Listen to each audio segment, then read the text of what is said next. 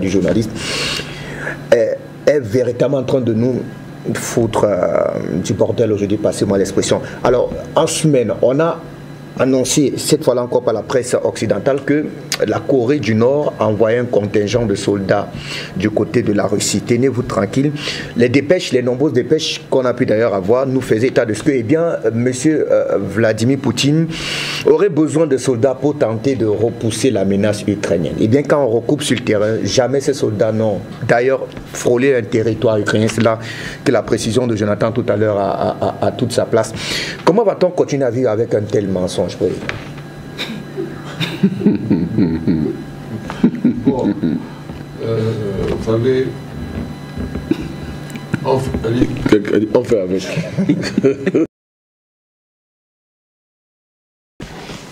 C'est-à-dire, les Occidentaux hein, et les journalistes, ce sont des gens bizarres. On fait avec.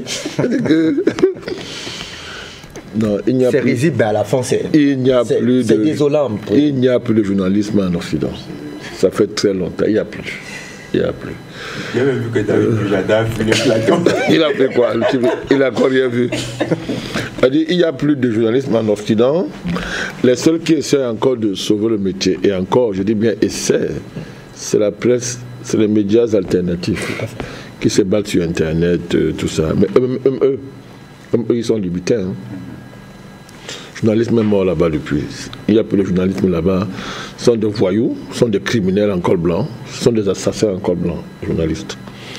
Si on faisait un procès après cette opération militaire spéciale, on fait un procès, on devrait fusiller ces journalistes. Parce qu'ils ont même fait pire que les militaires. Ils ont fait pire que les militaires, les journalistes occidentaux. Donc, ce n'est pas un débat.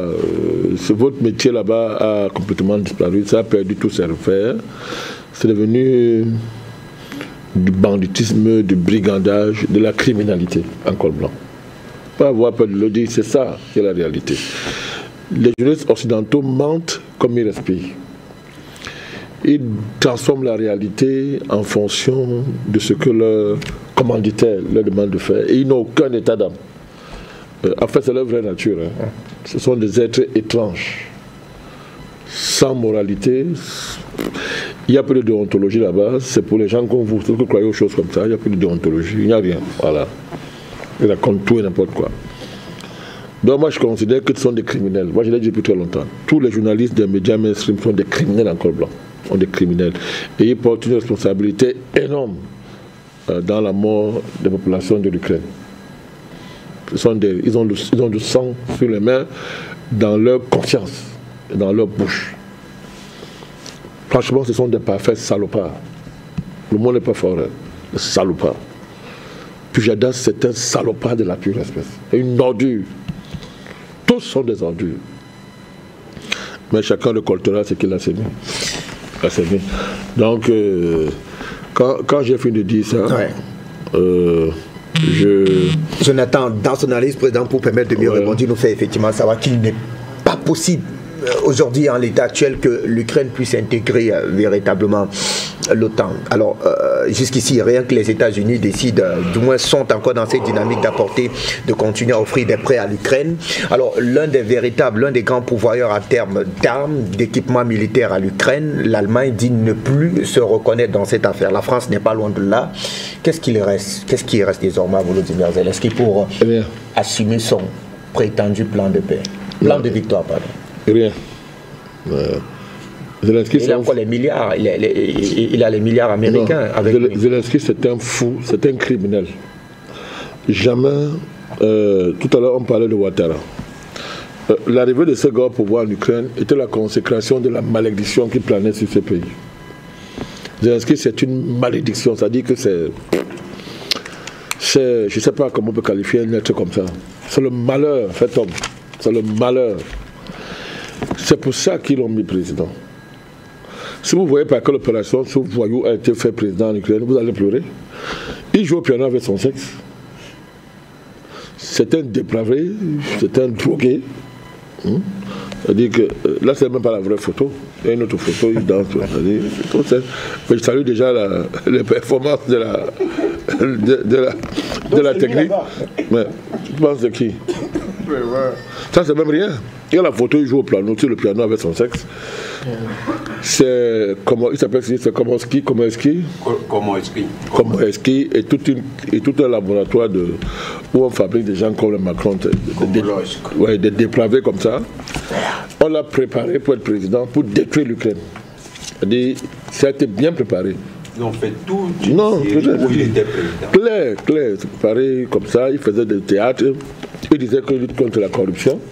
Alors que lui-même, c'est la corruption fait cher. Il est corrompu. C'est ce que j'appelle un être dépravé à tout point de vue. Il est corrompu. Donc ce gars est arrivé au pouvoir pour plonger l'Ukraine dans ce que tu es en train de voir là. C'est pour ça qu'il est là. Donc c'est un assassin, c'est un criminel, c'est un buveur de sang. Parce que tout le sang, ça ne le dérange pas. Jonathan vous a dit comment il a mis sa famille à l'abri. Comment il fait que ça enrichit. La plupart des armes qu'on livre, tous les militaires, la plupart des hauts gradés, sont des vendeurs d'armes au marché noir. Ils vendent tout ça, on connaît, ils vendent tout ça.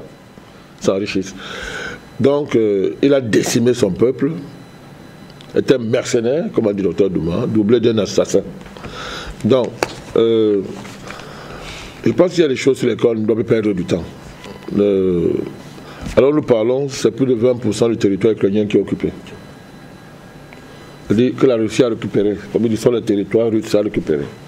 Et ils ne font qu'avancer. Chaque jour, ils ne font qu'avancer. Tous les milieux sérieux à l'Occident savent que la guerre est perdue, c'est terminé. Ce qu'il reste là maintenant, c'est la négociation. Comment les puissants, là, chacun va négocier avec la Russie. L'Ukraine n'existe plus. C'est fini, il n'y a pas de débat. Chaque pays, la Pologne, toutes les puissances là, chacun est en train de réfléchir. Qu'est-ce qu'il va dire à Poutine? Comment tu fais comment avec moi? Personne ne parle plus. C'est fini. L'affaire est finie. Ils ont menti, ils ont dit comment il y avait une grande offensive. L'Ukraine n'a remporté aucune guerre. Ils n'ont fait aucun combat. Quand le territoire est récupéré, ils n'ont rien récupéré. La Russie laisse un territoire, il vient, il se place, il dit j'ai récupéré, j'ai combattu. Et ils mentent, ils n'ont jamais, c'est-à-dire qu'ils n'ont gagné aucune, c'est-à-dire qu'il n'y a aucune confrontation durant la guerre, rien. Et chaque fois on les a piégés. Mensonge. Chaque fois, il recule, il faut encore reculer, il faut encore reculer, il faut encore reculer. Mensonge total, à tout point de vue. Donc, c'est une malédiction, c'est un peuple qui est tombé dans le malheur absolu. Et je pense qu'ils ne vont plus, ils vont pas s'en sortir. C'est le malheur absolu. Malheur absolu. Donc, entrer dans l'OTAN, qui va entrer dans l'OTAN? Tous les généraux américains sérieux vous disent que l'Amérique ne peut même pas tenter d'engager une guerre avec la Russie. Il ne faut même pas tenter, parce que le matériel est obsolète. Donc c'est fini. C'est-à-dire que, bon, on parle de la France. Je vous ai dit que la France, c'est un missile que la Russie envoie là-bas, c'est terminé. C'est terminé. Donc le vrai débat aujourd'hui, c'est de savoir comment on fait pour qu'un pays ait comme président un type comme ça. Ça veut suffire, c'est la signification du placement au pouvoir de Zelensky qui doit faire l'objet d'analyse et de réflexion. Et de voir comment l'oligarchie mondiale, dans ses ramifications, est totalement dépravée, c'est criminalisé à un tel niveau, c'est satanisé à un niveau où il n'y a plus rien à faire pour elle. Il n'y a plus rien à faire pour elle. Vous voyez comment on boit le sang d'un pays en plein jour. On organise une marée de sang et on boit ça en plein jour. On envoie les gens mourir. Blinken a dit ouvertement que l'économie américaine est guerre. Pour que le sang se verse. C'est comme ça. C'est pas compliqué à savoir, c'est comme ça. Le placement. On place un individu à la tête d'un État avec pour rôle de créer une guerre où les populations vont mourir. On va les sacrifier comme ça. Ils font des affaires, ils brassent des milliards en buvant le sang et en tuant les gens. L'Ukraine, c'est un océan de sang. Et pendant ce temps, le dépravé se balade. Il dit qu'il fait la guerre. Il se balade. Il dit qu'il fait la guerre, il marche partout. Chercher les armes. Vous avez vu ça où quelqu'un fait un plan de victoire, il compte sur les armes étrangères. Mais c'est même quand même drôle. Voilà, quelqu'un qui veut.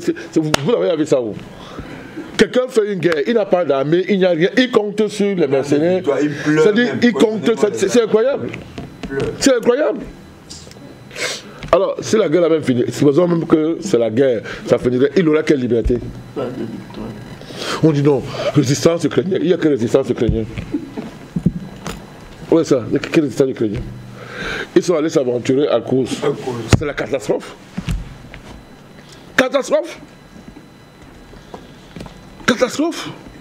Officiellement, c'était pour mettre un peu de pression. Oui, quelle pression. Quelle pression. Chaque fois, c'est le même narratif qui revient. Oui, c'est clair. La pression au président Vladimir Poutine voilà. pour tirer profit d'une éventuelle négociation. Voilà. C'est-à-dire que et maintenant, ils vont dire que maintenant, ils sont en train de reculer. Mais c'est la victoire. Hein. Quand ils reculent, c'est la victoire. C'est-à-dire quand ils reculent, c'est une guerre extraordinaire. On a même vu ça. Dans l'histoire militaire, on a même vu ça. Il dit qu'il a été gagné. Il recule, il avance. Quelqu'un est à terre, il fait un plan de victoire. Il dit que non, donnez-moi les armes profondes pour que je puisse bombarder en profondeur la Russie. Quand les Américains le regardent comme ça, donc nous là, on te donne les armes en profondeur, tu vas voir la Russie. Tu attends ce que Poutine a dit. Tu attends parce qu'il a dit. Tu es fou. Il nous a avertis. Il nous a avertis et il a commencé à armer nos pays ennemis. Les Houthis sont en train de craser toute la mort occidentale, là-bas de l'OTAN, là-bas c'est qui en Israël, partout. Tu as dit que je vais armer vos ennemis. Et moi je te sais ce que ça veut dire. Ils ont compris le message. Ça dit que bon, ok, si ça dit qu'une arme frappe encore la Russie, arme nucléaire tactique, il a été clair, je rase. Il est encerclé Londres, Londres parle encore. Non, je pose la question. Londres parle encore. C'est pourquoi Londres ne parle plus. On l'a encerclé. Donc, Poutine ne bavarde pas. On l'encercle. On te regarde. Essaye. L'Amérique aime les gens encerclés. Encerclés, hein. Donc, ce voyou s'assoit, il va dire aux Américains que bon, donnez-nous les armes, on ne lui donne rien. On a dit que c'est fini, on ne lui donne rien. On ne lui donne rien. C'est la folie, Jonathan, Fabrice. C'est du jamais vu, les amis. C'est-à-dire que ce qui est intéressant, c'est de voir le niveau de criminocratie des États-Unis, de la France, de l'Occident. Vous voyez comment ces gens-là peuvent boire du sang, ils s'enrichissent, ça les fait jouir, ils sont dans leur élément. Regardez à Gaza. Vous les voyez, non? Bon, alors, bon. Quelle est la personne qui va encore se mettre un jour et dire que ces pays-là connaissent la moindre notion de droit de l'homme? Qui va encore oser ouvrir sa bouche pour se tenir et dire que ces gens, c'est-à-dire que ils ne connaissent, ce sont des criminocraties. Ils vivent comme ça depuis qu'ils ont émergé dans l'histoire. C'est incroyable. Regardez Gaza. Regardez un monsieur qui est reçu, regardez un monsieur comme Netanyahu qui est reçu au Congrès américain. Netanyahu. C'est un être humain, ça. C'est un boucher. Mais mais c'est même pire qu'un boucher. Boucher, c'est petit. C'est pas un être humain. On doit faire les recherches pour savoir d'où sort ce truc. Il en reste 4 minutes pour refaire. Oui, il reste même 2 secondes. Parce qu'on parle de Netanyahu, il reste 4 minutes. Du tout, président. Vous connaissez d'autres libertés de temps en Afrique, mais c'est pas vous qu'on va vous expliquer, gars. Elle ne sait rien. Porter les pantalons et les talons. Voilà ce qu'elle sait faire. Nul. Je dis qu'elle est nulle. Ouais, je dis qu'elle est nulle. Fabrice, cette dame-là ne peut pas le faire. Elle ne peut pas s'asseoir comme ça et discuter avec vous. C'est connu. Et c'est en train de se voir maintenant durant la campagne. Je vous dis qu'elle. C'est ça, ce sont les titres qu'on a. Nul. Zéro. Alors, vous imaginez donc, quand on place une nullité faite femme, nullité à tout point de vue, candidat, mais qui sera derrière elle pour gouverner? Voilà la vraie question. Qui sera derrière? Ça fera l'objet d'une autre réflexion. Pour gouverner. Ouais. Alors, dans Zelensky, le là, il espère que Trump va gagner. Biden a gouverné. On a tout compris. Donc, merci à vous. Vraiment que Trump arrive là, qui met toi au carnage. Merci. Merci à vous, très cher monsieur. La semaine, elle sera dense du côté de la